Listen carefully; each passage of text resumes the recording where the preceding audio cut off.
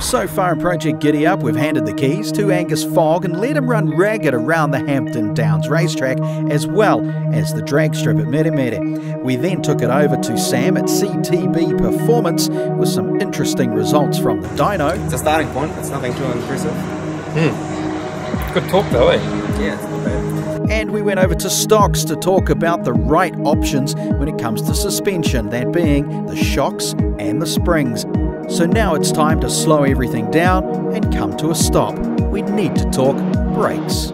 Okay, so we kind of understand now where we're going with the suspension and the springs when it comes to Project Giddy-Up, but there is more to it than that, because whilst we try and make this thing ride more comfortable and of course go a little bit faster with its handling, we need to be able to stop it. And as Angus Fogg said, that was an issue.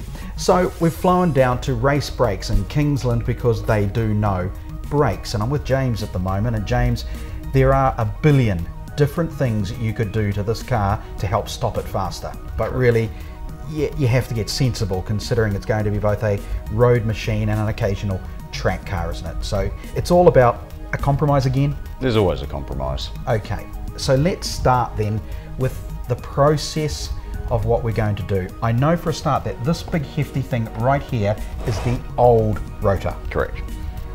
This is the new rotor. Why? Because at a casual glance it almost looks the same. It is a direct replacement rotor for a Mustang. The difference between the two rotors is this is a DBA heat treated and slotted motorsport recommended rotor. It deals with far higher temperatures. The slotting will degas and deglaze the pad. I'm with you, yep. Compared to the standard rotor, which is just a standard cast iron, which is more prone to warping at high temperatures that are generated on the racetrack. Okay, heavy. That's just what you have to live with when it comes to braking. So that's why you're doing it. Glazing, gases, it won't crack. It's just a better product. It is a far, far superior product. Right, and because of that, by default, helps with the braking overall? Yes.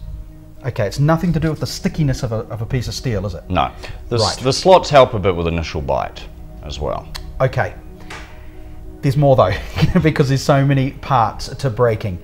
And we'll quickly go now to the pads, because again, there is a compromise, but you gurus have decided you don't want to compromise as such. No. All right, talk us through.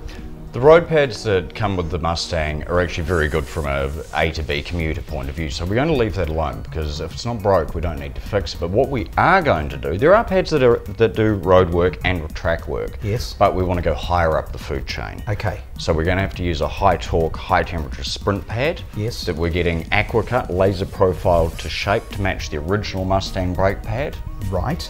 We're going to then drive to the track. Yes. On the standard Mustang road pads. Yes. We'll change to the race pads. Yes. To use on the track to deal with the high temperatures that a heavy Mustang will generate.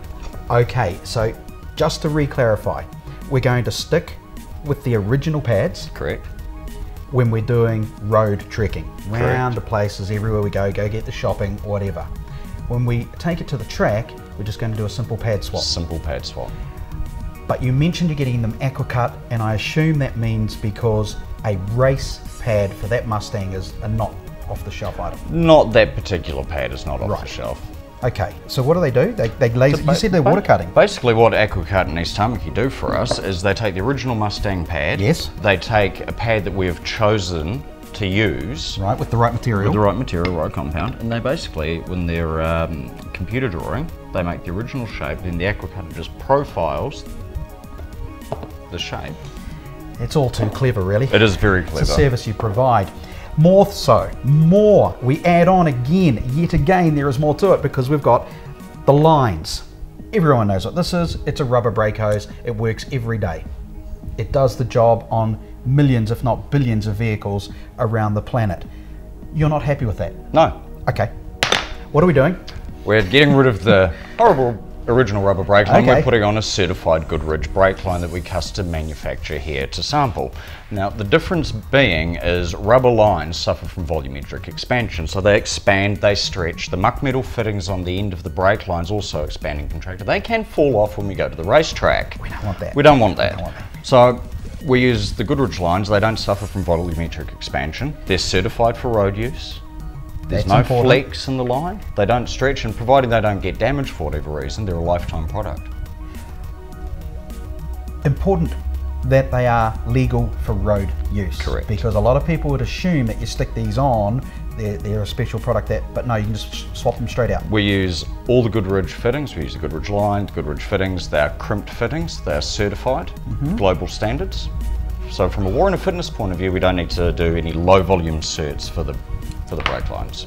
Okay, so we have rotor, we have pads, we have lines which are not going to have volumetric expansion. No. Wonderful. And now we're going to a fluid, and this says a PRF AP Racing 660 racing brake fluid. Okay, that means nothing. Explain. Explain.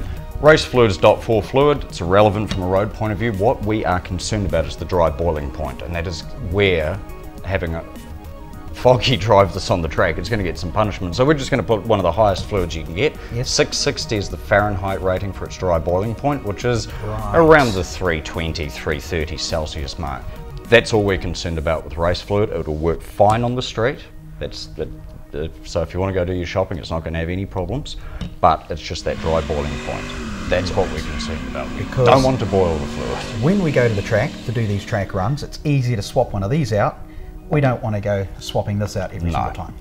So we'll just fill it up with race fluid, have a nice day. This is why you're the smart people, and this is why we came to Race Brakes for a Project Giddy-Up. The braking components are going to change Foggy's world and everyone else's as well.